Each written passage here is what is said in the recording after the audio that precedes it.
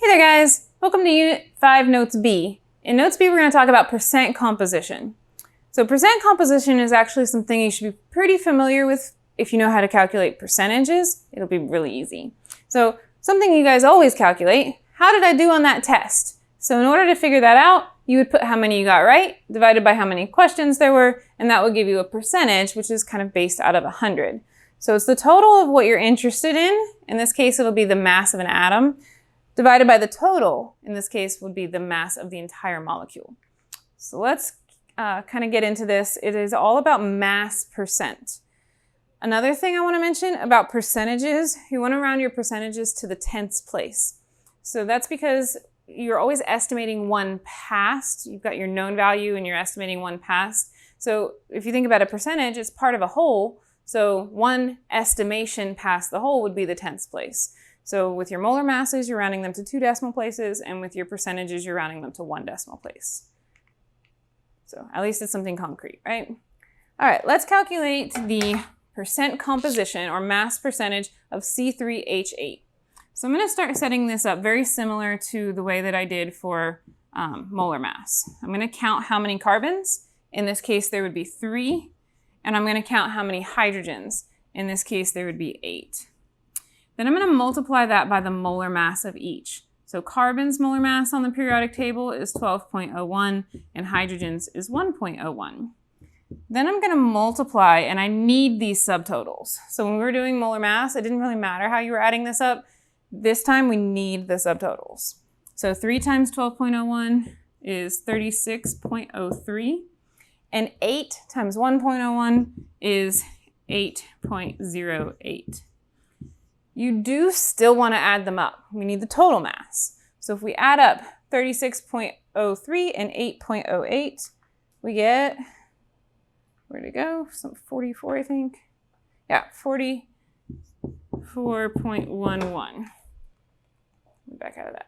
So I've got my subtotal of carbon, 36, my subtotal for hydrogen, the 8, and then the total molar mass, 44.1. So let's say I want to find the percent of carbon. I'm going to take my 36.06, the part that's carbon, and I'm going to divide that by the total, the 44.11. The part of the carbon divided by the entire molecule. And then what do you do for any percentage?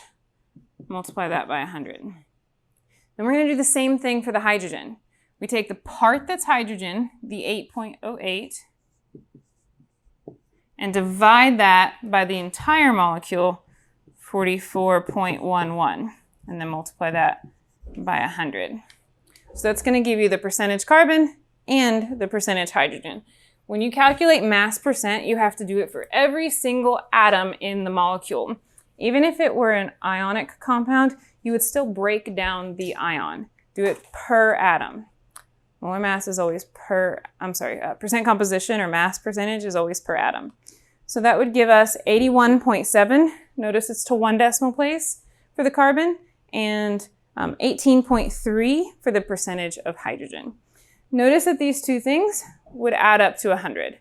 So I get the question sometimes, well, couldn't I just solve for one and then subtract from 100 in order to get the other? And you could, but you better hope that you were right on the first one. I would prefer to do it twice and then make sure that these two things add up to 100.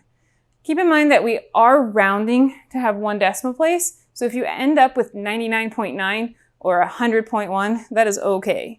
We just want to make sure that they're roughly adding up to 100 since they are percentages or parts of the whole. So this gives you the amount of carbon and the amount of hydrogen in the entire atom based on mass. Notice it's very different from the atom count. It kind of looks like the molecule has a lot of hydrogen, but because hydrogen is such a small molar mass, it actually makes up a much smaller percentage of the molecule. So this is how we account for that.